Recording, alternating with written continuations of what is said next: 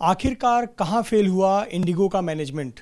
आखिरकार क्यों प्रतिदिन सैकड़ों इंडिगो की एयरलाइन सेवा रद्द करनी पड़ी? क्यों लाखों यात्री प्रभावित हुए? इसे समझने के लिए हमारे साथ काउंसिल ऑफ इंडियन एविएशन के राष्ट्रीय अध्यक्ष डॉक्टर नितिन जाधव जी हैं, जिन्हें सिर्फ एविएशन सेक्टर में ही 45 साल का अनुभव है। डॉक्टर सर, स्वागत है आपका एबीपी न्यूज़ पर। पहला सवाल, इंडिगो की हालत हम पिछले 4 दिनों से देख रहे हैं। प्रतिदिन सैकड़ों एयरलाइन फ्लाइट कैंसिल हो रही हैं, यात्री बेहाल हैं, सड़कों पर खड़े हैं, यात्रियों के पक्ष से कोई आवाज़ नहीं उठ रही है। क्या कहेंगे आप? सर, यात्रियों की मैं तो पहले सबसे आपके धन्यवाद कहूँगा कि आपके माध्यम से ये मामला पूरे भारतवर्ष के सभी घर घर में पहुँचेगा। तो घर घर में इसका ये मिसअंडरस्टैंडिंग होना चाहिए कि पायलट के वजह से ये तकलीफ हो रही है। पायलट के वजह से तकलीफ नहीं हो रही है, ना ही क्रू के हिसाब से हो रही है, ना ही ग्राउंड स्टाफ के वजह से तकलीफ हो रही है। ये सिर्फ और सिर्फ इंडिगो के खुद के एयरलाइंस के अपने मैनेजमेंट के वजह से तकलीफ हो रही है। ये सबसे बड़ा मैं इनके ऊपर आरोप कर रहा हूँ। इसका रीज़न ऐसा है कि 1-1.5 साल से जो पायलट की वर्किंग आवर्स थे, वर्किंग आवर्स होने के बाद में 160-168 वर्किंग आवर्स होने के बाद में उनको जो समय दिया जाता था वो 36 घंटा था, वो कम होता था। तो उसका 48 आवर्स होना चाहिए करके पायलट एसोसिएशन जब कोर्ट में गई, कोर्ट से उन्होंने सैंक्शन मिला। ये लास्ट जून 24 से चल रहा है। तो कोर्ट के ऑर्डर आने के बाद में वो एक्सटेंशन ये साल भी 24 जून तक वो चला था। फरवरी में फिर डीजीसीए ने खुद इंडिगो को इंस्ट्रक्शन दिया था कि आपको 1 नवंबर से इम्प्लीमेंटेशन करना है। और इन बिटवीन क्या हो गया कि इन्होंने विंटर शेड्यूल जो था इंडिगो ने, वो 1000 फ्लाइट का एक्स्ट्रा विंटर शेड्यूल इन्होंने बढ़ा के डाल दिया। इनको स्लॉट बुक करने थे। ज़्यादा इंटेलिजेंस ही ये है, इंडिगो ज़्यादा इंटेलिजेंस है, ज़्यादा पैसे कमाना है, ज़्यादा से आगे बढ़ना है। लेकिन उस बढ़ते समय में जैसे एक गाड़ी रोड पे चलती है तो कीड़े मकोड़े का कितने में मरेंगे, फ्लाइट अपना टायर के नीचे तो चल जाएगा। ये जो इनकी मानसिकता है वही मानसिकता यहाँ पे दिख रही है। आपके पास पायलट्स नहीं है, अपने 1000 पायलट्स आप करते जा रहे हैं, बढ़ा के जा रहे हैं, फ्लाइट बढ़ा रहे हैं, लेकिन आपके पास पायलट्स कहाँ पे है चलाने के लिए? ये इसका उत्तर वो दे नहीं रहा है कोई भी। डीजीसीए है कि हमारी जो कंट्रोलिंग बॉडी है गवर्नमेंट ऑफ इंडिया की, ये क्या उनको ओनली सपोर्ट, हर एक एयरलाइंस का सपोर्ट देना चाहिए कि एयरलाइंस का आज के तारीख में ब्रेक इवन 80-84% है। मैं भी जानता हूं कि एक फ्लाइट में एग्जाम्पल के लिए 100 सीटर का फ्लाइट है, तो जब तक 82 या 84 पैसेंजर्स नहीं भरेंगे उसका ब्रेक इवन पूरा मुद्दल नहीं निकलता उनका। मैं भी जानता हूं सपोर्ट मिलना चाहिए। फ्यूल हाई है, ऊपर सीक्वेंस में घूमती रहती है, फ्लाइट गो राउंड रहती है, उसको स्लॉट नहीं मिलता है, सब कुछ कारण है। लेकिन ये सब कारणों के बाद में ये सब पता होने के बावजूद आपने एयरलाइंस डाली है, तो ये पैसेंजर के साथ खिलवाड़ नहीं होना चाहिए। अप्रिशिएट है, हर सेक्टर को कवर करना चाह रहे हैं, छोटे से छोटा। एग्जाम्पल के लिए अहमदाबाद से नासिक, कोई सोच ही नहीं सकता ऐसा सेक्टर उन्होंने दिया है।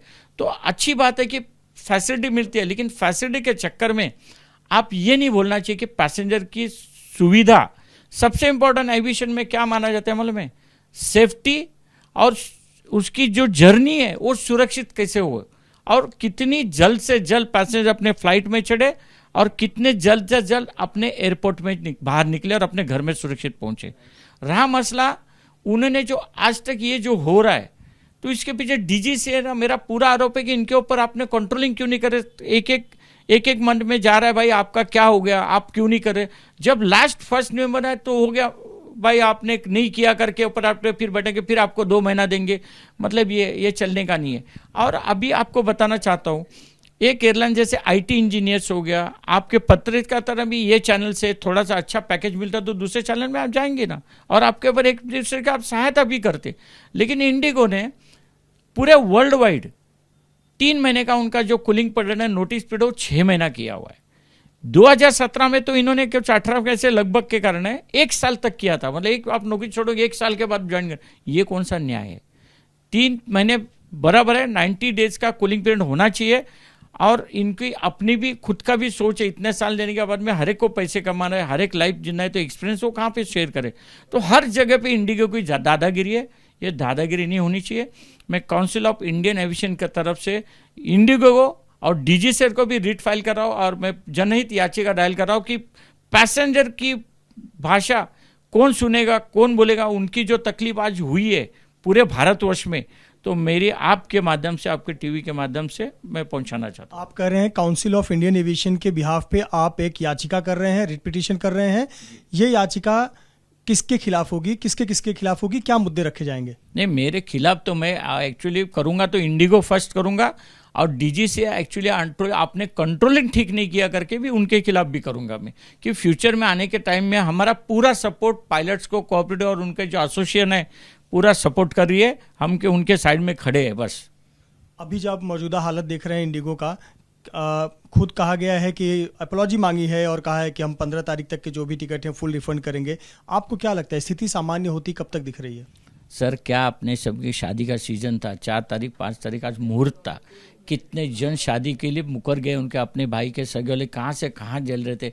तो वो जो आप जो गुजरा हुआ जो वक्त है आपको वापस को दे सकते हैं? नहीं कर सकते हैं। सिर्फ पैसे से सब कुछ नहीं चलता है। कितने लोग आप देख रहे हैं, अभी शुरू हुआ है कि एयरपोर्ट से रिटर्न जाने लगे, उन्होंने सामने की बुकिंग था, कनेक्टिंग फ्लाइट थी, इंटरनेशनल फ्लाइट थी, सब कुछ प्लान चौपट हुआ। क्या आगे की भी उसकी बुकिंग के पैसे होटल के देंगे? ये होटल के जो ट्रांसपोर्टेशन के पैसे देंगे, उधर घूमने के पैसे देंगे, ये तो अपने टिकट के देंगे, और वो भी काट के देते। हमेशा ध्यान में रखना, ये कटा, वो कटा, ये कटा। इंडिगो की खासियत है सर, आपने 10,000 का किया तो आपको 2,000 2,500 रुपये मिनिमम देंगे। ये सब खेल बंद दो, खेला बंद करिए। और उनकी पूरा जो अगर आप क्लेम करना चाहते हो तो इसी के लिए हम करना चाहते हैं पीएल में, कि किसी का जो पूरी यात्रा आगे तक की यात्रा इनका डिस्टर्ब हो चुकी है, आगे का भी खत्म हो गया है, उसका पूरा क्लेम उन्होंने देना चाहिए। सर, मेरा एक सवाल ये भी है, चूंकि आपको एविएशन सेक्टर का इतना लंबा अनुभव है और आप इतने संस्थाओं के साथ जुड़े हुए हैं, क्या एक और कॉन्स्पिरेसी चल रही है इंडियन पायलट्स के खिलाफ कि गल्फ देशों से एक अपॉर्चुनिटी जब आ रही है तो वो वहां जाकर काम ना कर सके, इसके लिए भी कुछ एक कॉन्स्पिरेसी रची जा रही है, ऐसा देख रहे हैं आप?